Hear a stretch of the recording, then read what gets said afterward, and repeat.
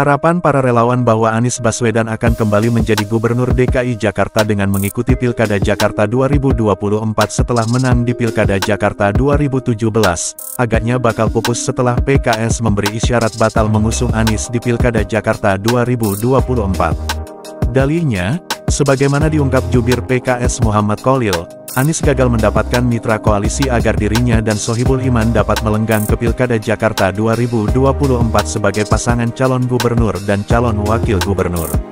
PKS memang tak dapat mengusung sendiri calonnya di Pilkada Jakarta, karena meski menjadi pemenang di Jakarta pada pemilu legislatif 2024 lalu, tetapi PKS hanya meraih 18 kursi di DPRD DKI Jakarta, sementara untuk mengusung calon sendiri syaratnya harus memiliki minimal 22 kursi di lembaga legislatif itu.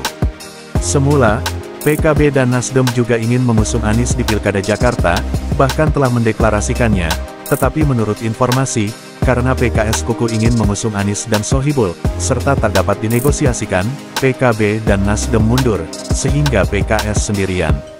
Dampaknya, Anies yang diberi waktu 40 hari oleh PKS untuk mencari mitra koalisi agar dia dan PKS dapat melenggang ke Pilkada Jakarta 2024, terhitung sejak Anies dideklarasikan PKS pada tanggal 25 Juni tahun 2024, gagal. Anies pun bakal dilepas PKS, dan agar tetap dapat ikut serta di Pilkada Jakarta, partai yang dipimpin Ahmad Syaihu itu akan merapat ke Koalisi Indonesia Maju atau KIM yang akan mengusung mantan Gubernur Jawa Barat Ridwan Kamil di Pilkada Jakarta. KIM merupakan koalisi besar yang dihuni 5 dari 9 partai yang memiliki perwakilan di DPRD DKI Jakarta, yakni Gerindra, PAN, Demokrat, Golkar, dan PSI.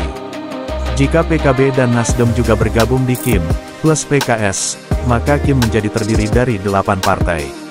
Satu partai lagi, yakni PDIP, masih belum jelas kemana, tetapi partai yang dipimpin Megawati Soekarnoputri ini dikabarkan berat untuk bergabung ke KIM, karena Presiden Jokowi berada di belakang koalisi besar itu, dan Jokowi adalah petugas partai PDIP yang membelot pada Pilpres 2024 karena alih-alih mendukung Ganjar Mahfud yang diusung PDIP, Jokowi membentuk tim dan mengusung Prabowo Subianto dan anak sulungnya, Gibran Rakabuming Raka. Namun, terlepas apakah PDIP bergabung dengan KIM atau tidak, apa yang dikatakan Ketua DPP PAN Saleh Partaunan Daulay bahwa Ridwan Kamil akan berhadapan dengan calon independen akan menjadi kenyataan, karena mayoritas partai pemilik kursi di DPRD DKI mengusung Ridwan Kamil. Mampukah calon independen melawan raksasa KIM yang menjadi perkasa dengan bergabungnya PKS, PKB dan Nasdem menjadi KIM Plus? Kemana suara para pendukung Anies bila terjadi duel Ridwan Kamil versus calon independen? Dan apakah akar rumput partai-partai dalam KIM Plus akan solid mendukung Ridwan Kamil? Berikut analisis Sugianto, salah satu politisi senior di Jakarta yang pernah menjadi kader PAN dan kini berlabuh di Partai Perindo. Sugianto yang akrab disapa SGY ini juga seorang aktivis dan merupakan Ketua Himpunan Masyarakat Nusantara atau Hasrat. Ya, terima kasih. Assalamualaikum warahmatullahi wabarakatuh. Ini terkait Pilkada Jakarta. Ya, menurut saya ini belakangan ini semakin riuh ya persoalan pilkada karena munculnya gagasan KIM Plus tadi ya. Nah, yang kita ketahui kan calon yang kuat itu kan berdasarkan elektabilitas tuh yang teratas ada Anies Baswedan, kemudian Ahok ya, atau Basuki Cahayapurnama, atau Ahok, kemudian ada Ridwan Kamil gitu ya.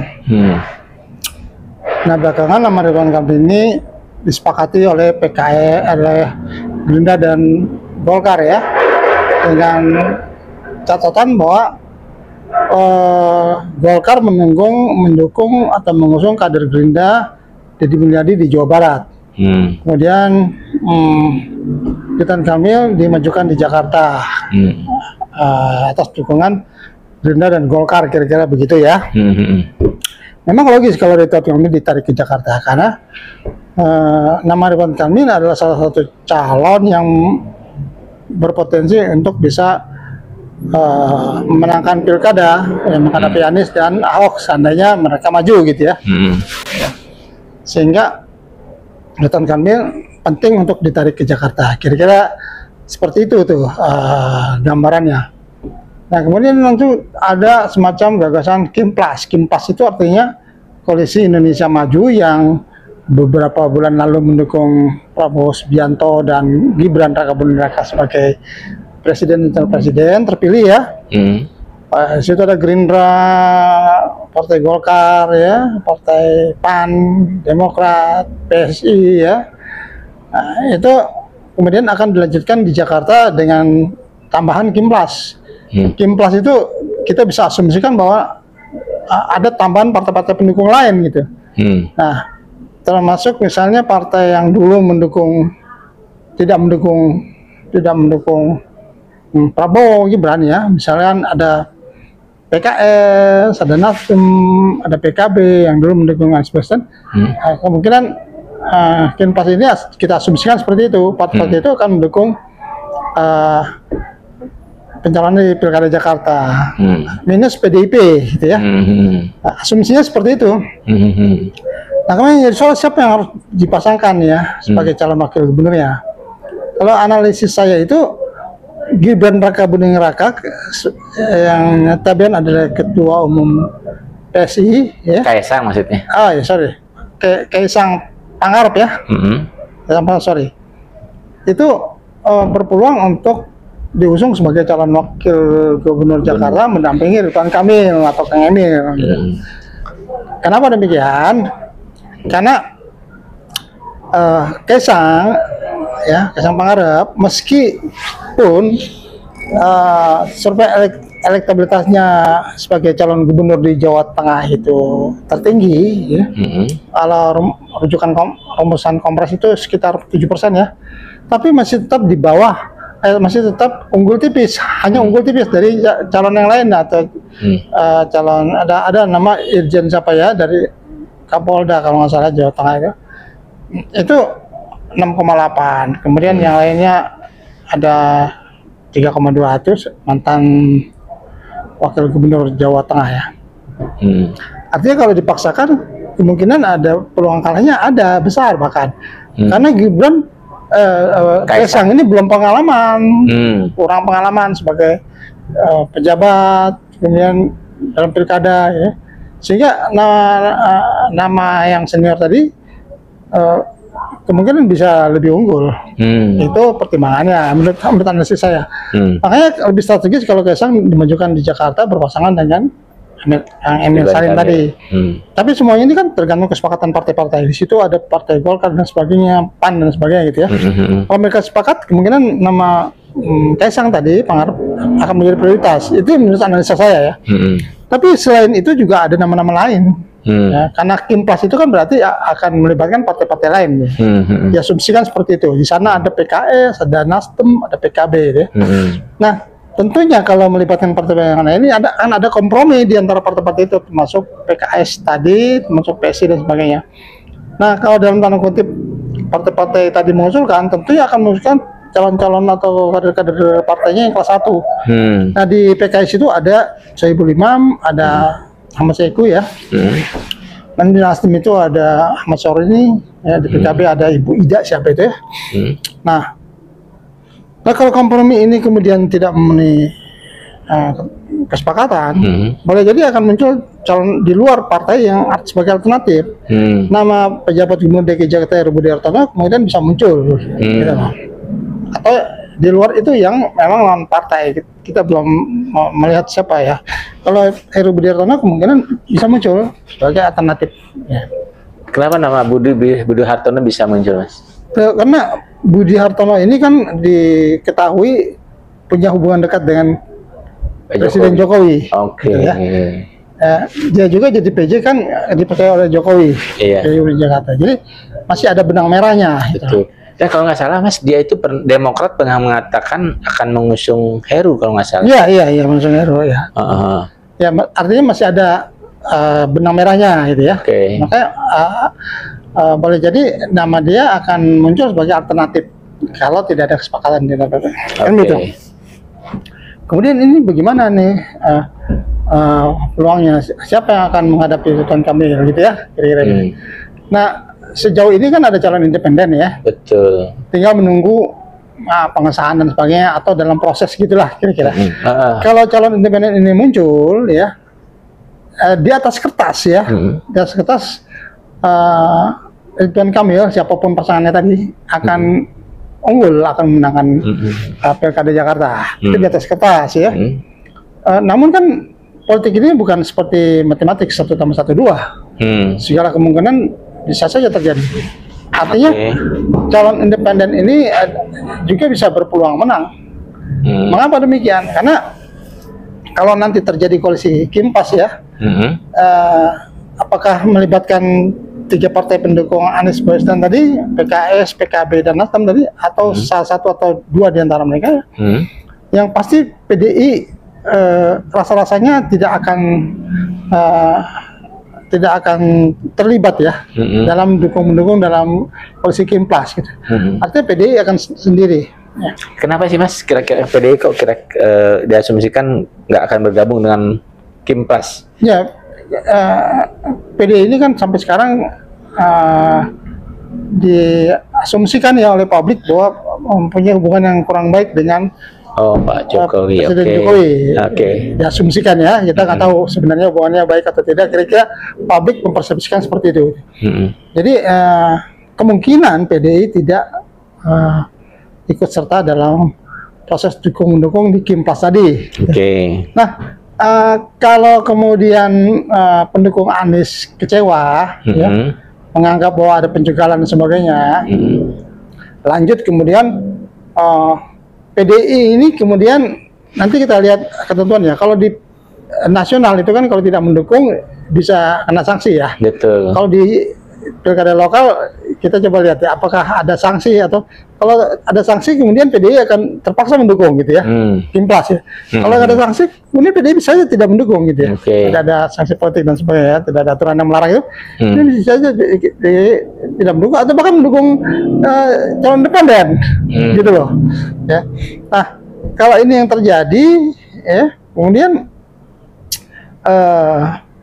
disitulah muncul peluang calon independen itu berpotensi menang gitu. Jadi pendukung-pendukung Anies yang militan, yang setia itu boleh jadi kecewa kemudian melimpahkan dukungannya kepada calon independen tadi gitu, dari kader tadi. Dan barangkali juga dari calon-calon atau dari partai-partai lainnya seperti PKS, PKB, PAN gitu, yang juga di grassroots-nya itu kecewa gitu ya, tetap inginkan Anies, ya boleh jadi juga akan ada semacam pengurangannya dukungan atau lari mendukung calon independen tadi gitu. Kan di situ ada peluang bisa menang gitu ya calon independen. Walaupun dalam historisnya ya Jakarta pernah ada calon independen ya dulu. Misalnya Faisal Basri dulu ya, ekonominya yang kita kenal punya integritas dan ya, tapi kalah gitu. Artinya sejarah calon independen di Jakarta itu tidak menunjukkan dukungan yang signifikan dari masyarakat gitu. Nanti peluang kalahnya itu besar gitu loh. Tapi dengan kondisi konstelasi yang saat ini semua kemungkinan bisa terjadi gitu ya. Namun kalau saya bisa memprediksi tetap dukungan Kim itu ya, akan mayoritas ya, akan maksimal ya, dan peluang menangnya tetap besar. Tetap ada peluang calon independen itu berpeluang menang dengan ketentuan tadi, para pendukung Anies migrasi ya, atau memberikan dukungan pada PDI termasuk PDI dan sebagainya. Jadi kira-kira di situ ya. Jadi ini tetap harus diantisipasi. Kalau Anies Baswedan tidak mendapat tiket, gitu ya. Intinya di situ kira-kira dalam persoalan ini. Mas, kan Kimplas nggak mau dong kalau sampai kalah sama calon independen. Pasti dia akan melakukan berbagai hal. Nah, waktu di Pilpres kemarin itu kita tahu tuh kecurangannya luar biasa gitu kan. Diduga sampai sampai digugat ke Mahkamah Konstitusi. Kira-kira nih di Pilkada Jakarta juga akan terjadi seperti itu nggak, meskipun di atas kertas sudah menang? Begini loh. Pilpres itu seluruh Indonesia. Gitu. Serentak gitu ya. Fokusnya di Pilpres pemilihan presiden dan wakil presiden. Jadi ya tentu kecurangan sangat memungkinkan terjadi di mana-mana gitu ya. Artinya siapapun bisa melakukan kecurangan karena ada 3 pasang ya dukung-mendukung ya, gitu. Dan yang penting kan bisa membuktikan kecurangan itu kan, dibawa ke MK. Itu kan benang merahnya atau intinya di situ. Nah kalau pilkada ini itu kan terkotak-kotak ya. Di Jakarta, kemudian di Jawa Tengah, kemudian ada kabupaten dan sebagainya gitu ya. Artinya fokus masyarakat itu bisa lebih maksimal gitu untuk mengawasi persoalan ini. Karena cuma di Jakarta aja gitu. Karena skupnya kecil gitu ya. Jadi masyarakat Jakarta ya bisa fokus apakah ada kecurangan dan sebagainya gitu ya. Jadi kalau terjadi kecurangan dan sebagainya ya kemungkinan besar bisa dengan mudah terdeteksi, bisa dengan mudah diketahui. Karena apa? Kalau Jakarta ini kan relatif satu sama lain daerah itu kan terkoneksi ya. Gitu. Jadi terjadi kecurangan di satu tempat lain bisa saat itu juga bisa tahu gitu. Nah, jadi kalau menurut saya kecurangan pasti ada, cuma dengan cukupnya menjadi pemilihan lokal ya, maka pengawasan yang dilakukan oleh beberapa lembaga termasuk masyarakat akan menjadi lebih maksimal gitu, akan lebih mudah diketahui gitu, sehingga kecurangan itu bisa diminimalisir. Iya. Mas, kalau modus kecurangan itu kan banyak ya, antara lain juga dengan mengintervensi penyelenggara pemilu, entah KPU-nya kah, entah Bawaslu-nya. Nah di Pilpres kemarin kan sangat katanya nyata banget katanya, sehingga KPU-nya nggak independen, Bawaslu-nya nggak independen. Nah di Pilkada Jakarta, karena Jakarta kan masih jadi barometer nih, ya kan? Mungkin nggak hal itu juga terjadi? Tadi